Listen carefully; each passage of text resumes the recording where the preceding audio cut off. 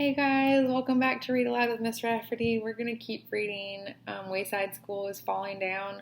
We have got to figure out what happened to Allison. She's on the 19th story, stuck in Miss Zarv's class. So let's go ahead and see if we can figure that out. Chapter 19, Third. Forever is Never. Allison was still stuck on the 19th story. 14 two-minute breaks had passed.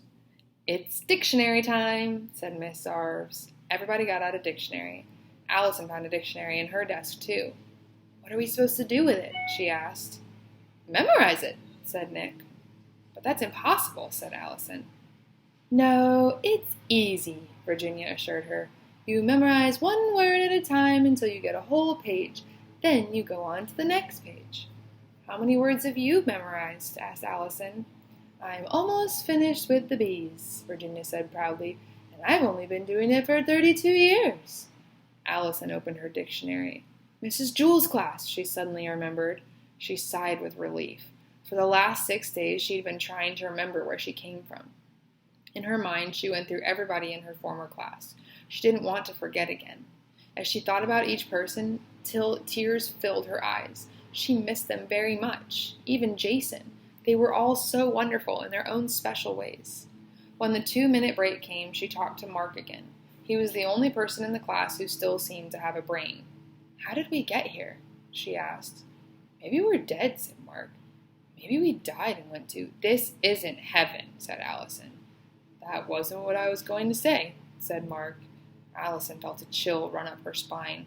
She looked at Miss Zarv's. Miss Zarv smiled back at her. "But she seems so nice," said Allison. "Could someone as nice as her really be the devil?" "I don't know," said Mark. "She always gives good grades." "What would happen if we didn't do our work?" asked Allison. "We have to do our work," said Mark. "Why?" asked Allison. "What's Miss Zarv's going to do to us? Keep us after school?" "I don't know," said Mark.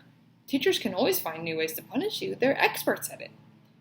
"Your 2 minutes are up, boys and girls," announced Miss Zarv's. "Everyone back to work." Allison returned to her seat. She tried to figure it all out, but she had so much busy work to do she didn't have time to think. That's her plan, Allison suddenly realized.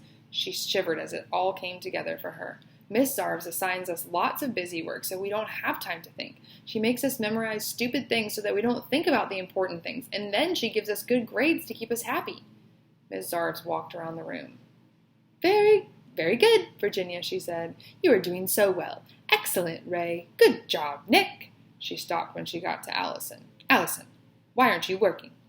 Allison looked at her. She knew Mark was right. Teachers are experts at finding ways to punish you, and if Miss Zarv's was the devil, who knew what she might have up her sleeve? Still, Allison had to take a chance. If she wanted to get back to Mrs. Jewell's class, she had to act as if she were in Mrs. Jewell's class. She took off her shoes and socks, sat on the floor, and sucked her toes. "Allison, what are you doing?" asked Miss Zarv's. Allison took her toe out of her mouth. "Get off my case, buzzard face," she said. Miss Zarv's was furious. "Return to your desk, young lady," she ordered. Allison returned to her desk, but instead of sitting at it, she climbed on top of it and sang, "I got one sock, looking for the other, one sock, looking for its brother. When I find that sock, I'll tell you what I'll do. I'll put it on my foot, and I'll stick it in my shoe." Mark Miller smiled at her and silently clapped his hands. Everyone else looked at her like she was crazy. "Your socks are on the floor next to your shoes," Miss Zarv said coldly. "I'll give you 10 seconds to put them on your feet. 10, 9, 8, 7. Allison climbed down from her desk. She picked up her socks and put them on her ears. "How's this?" she asked. 6, 5, 4. "Albert Einstein didn't wear socks," said Allison. "Why should I?" 3, 2. Allison closed her eyes. 1. She felt something slam down on her foot. Something else jammed her into her stomach. "Umph!" she grunted as she fell and rolled down 3 steps. "Are you all right?" asked Dee Dee. "Huh?" said Allison. She was on the stairs somewhere between the 18th and 20th stories. "Sorry," said Ron. "I didn't see you. Dee Dee and I were racing up the stairs, and then you suddenly appeared." "You knocked off her shoes and socks," exclaimed Edie. "Oh, I ripped your windbreaker too," said Ron. "I'm sorry." "That's okay," said Allison. She picked up her shoes and socks. "Race you up the stairs!" All three ran up to Mrs. Jewell's room. When they got there, they were so pooped they sat with their heads flat on their desks and their tongues hanging out. "Hi, Allison," said Rondi. Allison raised her head. "Hi, Rondi," she said happily. "What did I miss while I was absent?" "When were you absent?" asked Rondi. "Hey, how come you're not wearing your shoes and socks?" Allison hung her socks from her ears. "What do you think?" she asked. "It's the new look." Rondi laughed. "Allison," said Mrs. Jewell, "you seem to have a bad case of the sillies this morning." Allison giggled. Jason entered the room carrying a glass bowl with a goldfish swimming in it. "Look what I brought," he said. "What's the name of your goldfish?" asked Mrs. Jewell. "Shark," said Jason. Everyone laughed. "It makes him feel important," Jason explained. "Where should I put him?" "How about on top of the coat closet?" suggested Mrs. Jewell. Jason had to stand on a chair on his tiptoes. He held the bowl at the very bottom as he tried to nudge it over the edge of the closet. Allison turned around to watch. She didn't want to miss this. Chapter 20, 21, and 22. Eric, Eric, and Eric. Mr. Kidswatter's voice cracked over the loudspeaker. "Mrs. Jewell, send Eric to my office at once." He sounded mad. Mrs. Jewell was confused. "When did we get a loudspeaker?" she asked. "Louis put it in yesterday," said Jenny. Mrs. Jewell was still confused. There were 3 Erics in her class. She didn't know which one Mr. Kidswatter meant. Eric Fry was fat but not short. Eric Bacon was short but not fat. Eric Ovens was short and fat. Mrs. Jewell chose the biggest Eric. "Eric Fry, Mr. Kidswatter wants to see you." Eric Fry trembled as he slowly stood up. The other 2 Erics smiled. The principal's office was on the first floor. "It's not fair," Eric thought as he headed down to his doom. "Anytime any Eric does something wrong, I'm the one who gets in trouble." He stood in front of the principal's door. His heart beat very fast. He took a couple of breaths, then knocked lightly. "Enter!" boomed Kidswatter.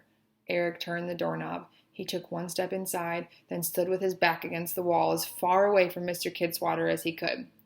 Mr. Kidswatter sat behind an enormous desk. He wore mirrored sunglasses so Eric couldn't tell where he was looking. "Sit down, Eric," he said. Eric moved to the small metal chair in front of the desk. A bare light bulb hung above his head. Mr. Kidswatter cracked his knuckles. "We can do this the easy way, or we can do this the hard way," he said. "It's your choice." I don't know what you're talking about," said Eric. "I didn't do anything." "So it's the hard way, is it?" asked Mr. Kidswatter. "Very well. You'll talk, one way or another. You'll tell me everything I want to know." "But," Mr. Kidswatter pounded his fist on the desk, "when was the last time you sharpened your pencil?" Eric tried to remember, but he was too nervous to think. Hold on, someone wants to join us. Okay.